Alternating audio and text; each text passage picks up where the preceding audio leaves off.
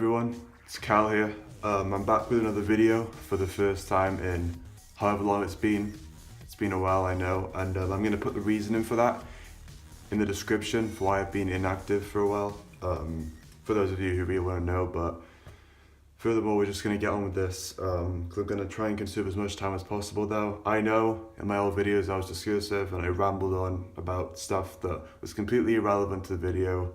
I was just saying it for whatever reason, so we're just going to get to the chase now. This is Clock's piano tutorial, probably the first song I ever learned on piano, instant classic. I'm just going to be showing you the melody today and the higher melody throughout the song that comes in throughout the song towards the end. I'll probably do another video, like a chord format video, showing like the chords as opposed to the song. For the parts where there isn't piano in the song, I'll show what chords you play for that so you can play along without having to stop playing basically. But this is just the melody. Today I'm going to be showing just simple and basic, seeing as it's been a while. I'm just going to start off with something smooth and simple and easy to grasp, straightforward. So let's get to it. So as you know, the song Clocks, I know it's in the key of E flat or D sharp major, which is this chord, basically. So that's the key it's in. So you're going to start off with D sharp. Now the simple way of playing this, you can just play it with one hand. The actual version, how Chris plays it, he plays it with two hands, and it actually sounds better because you're playing it octavely. So obviously it's going to sound better. But you can, if you can't play with the left hand, then you can just play with the right hand. It's fine. But basically, I'm going to be showing it to you how I play it. It's D sharp. I'll show with the right hand, just put it in perspective. D sharp, A sharp, G, D sharp, A sharp, G, D sharp, A sharp, C sharp, A sharp, F, C sharp, A sharp, F, C sharp, A sharp, F, C sharp, A sharp, C sharp, A sharp, F, C sharp, A sharp, C, G sharp, F, C, G sharp, F. So I'm going to show it with the right hand, then put it in perspective and play it with both hands so you can really hear what it sounds like. Full potential. Hopefully it'll be through the presentation of this now. So basically, I'll play that real quick.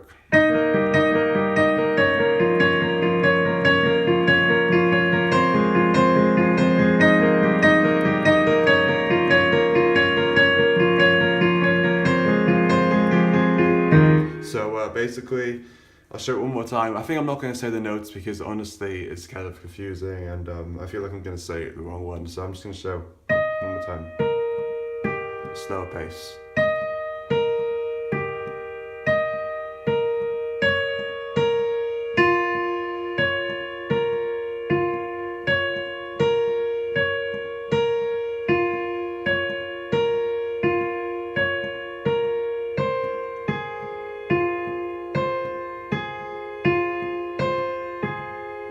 For some reason it's always more complicated and more confusing when you're playing it at a slower pace, because I'm so used to playing it at a normal pace, the usual pace, that when I play it slow and try and break it down, it's kind of confusing in a way. But anyway, the magic of YouTube is you can rewind or pause if you need to, so you can go ahead and do that if you need to pause to go back. But basically that's basically the intro. That part is played for the choruses and the pre-choruses and on the intro, and it's played towards the end of the song, like after the bridge. But we'll get to that. So basically, the left hand's obviously just gonna play the same thing. Those who can play with the left hand, it's just gonna be playing along with the right hand at the same time. It's just gonna be.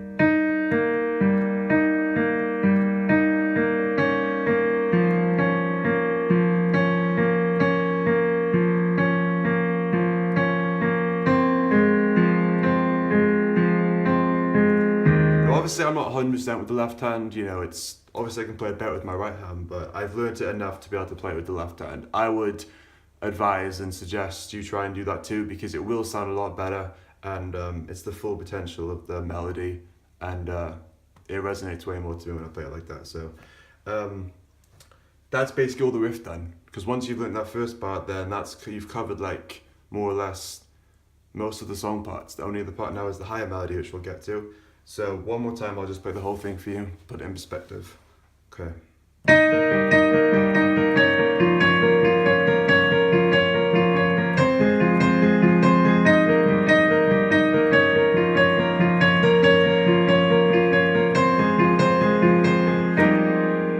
So that's that. Well, real quick.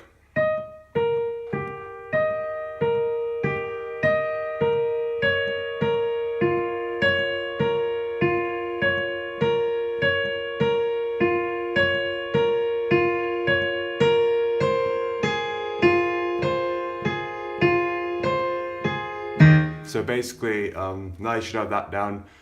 So the next part is basically the verse comes in then, and obviously I'll be just showing that in another video, the chord format, the chords you play for singing the verse at the same time. I'll do that in another video, so moving on, because we're just showing the melody today. The next part after that is the verse, then the pre-chorus, then the chorus, then the breakdown, and then comes into verse 2, and then same thing.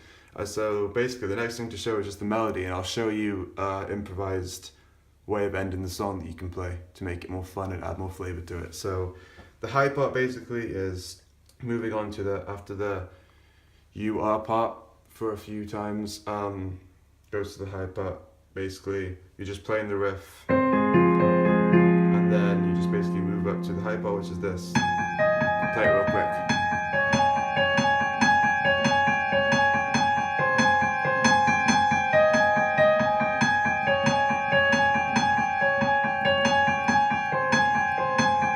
So that's the high melody part.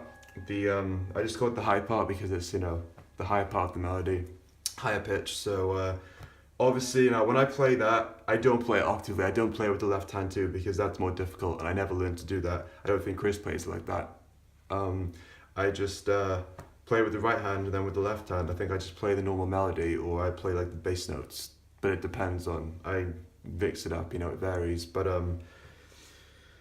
I'll show you the notes for that now anyway. So G sharp, G, D sharp, G sharp, G, D sharp, G sharp, G, C sharp, G sharp, G, C sharp, G sharp, G, G sharp, G, C sharp, G sharp, G, C, G sharp, G, C, G sharp, G, and then back to the start again. So I'm just going to show it to you again, slow-mo, without saying the notes, so you can, don't have to hear me saying the notes while I show you it.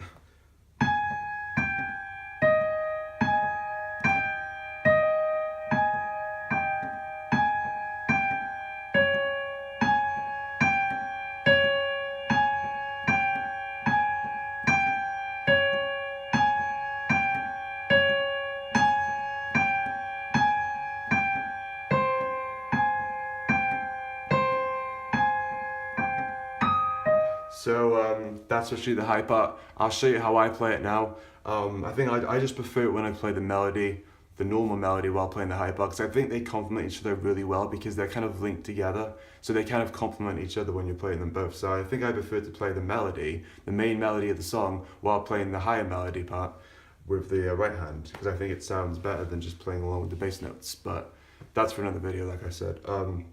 So I basically play it like this.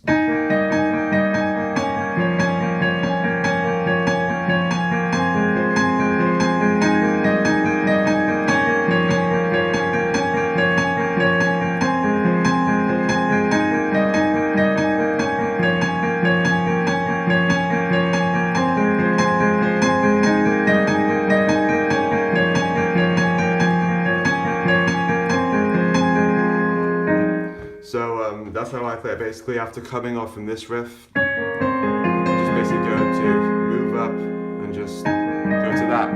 That's basically what you do. So wherever you're playing with one hand or two hands, when you're playing the last part of the normal melody, you just go move up to here, and the left hand can just play if you want to play the main melody part, then you can just do the same thing I do, like this.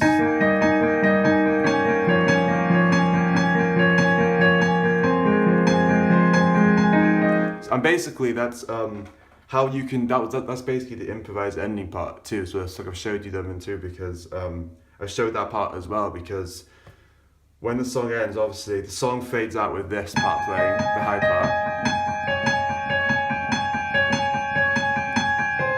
That's how the song fades out, obviously, in the song, and it gets quieter and quieter. And I think that's what makes the song, you know, great. It wouldn't be the same if it just ended like this.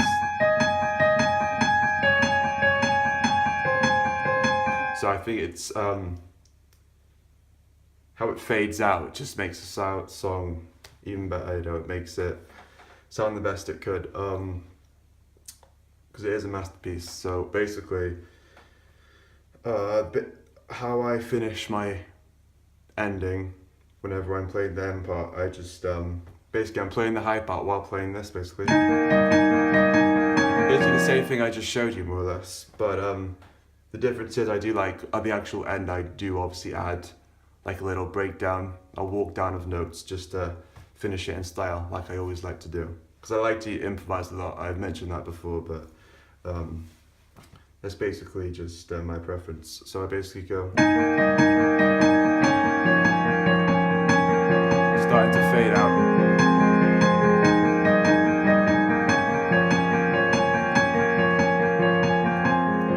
And if you want to play it along accurately to the studio version, you could start to like play the notes softer to make it quieter and quieter, so it can sound like it can kind of sound like it's fading out. If you want to do that, you can. I don't really do that, but you can if you want. Maybe I do like write it towards the end, but after doing this for a while, whenever you want to end the song,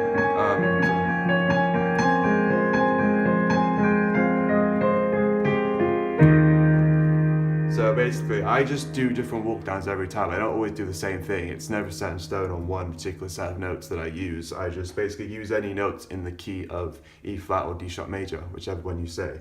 I just play any of those notes in a randomized order. No hard and fast rule about which ones. It's just as long as it's those notes sort of sound good, complement the chord that you're playing in. So yeah. At the end, I'll just show you real quick. I just basically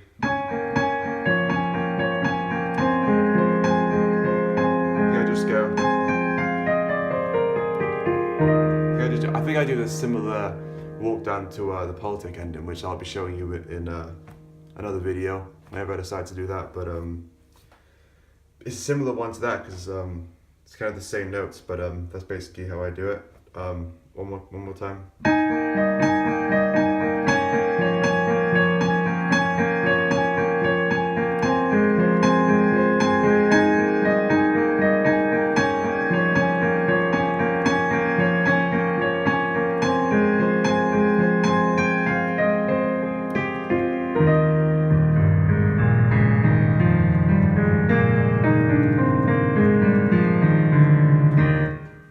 It's just whatever, mix it up, however you want to finish it. It's entirely up to you. It's just a personal preference and just a matter of what you prefer. But that's more or less it though. That's the high part. That's the melody, just the melody throughout the song, the normal melody and the high part melody. And the little improvised ending that you can do if you're playing like a live version. So hope you enjoyed, guys. One more time, I guess I'll just show you the left hand and the right hand. The left hand playing the normal melody and the right hand playing the high part. So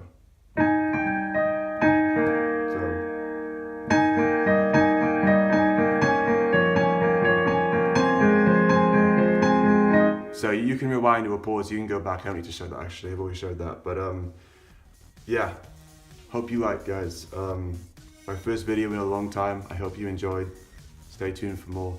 And catch you later, guys. See ya.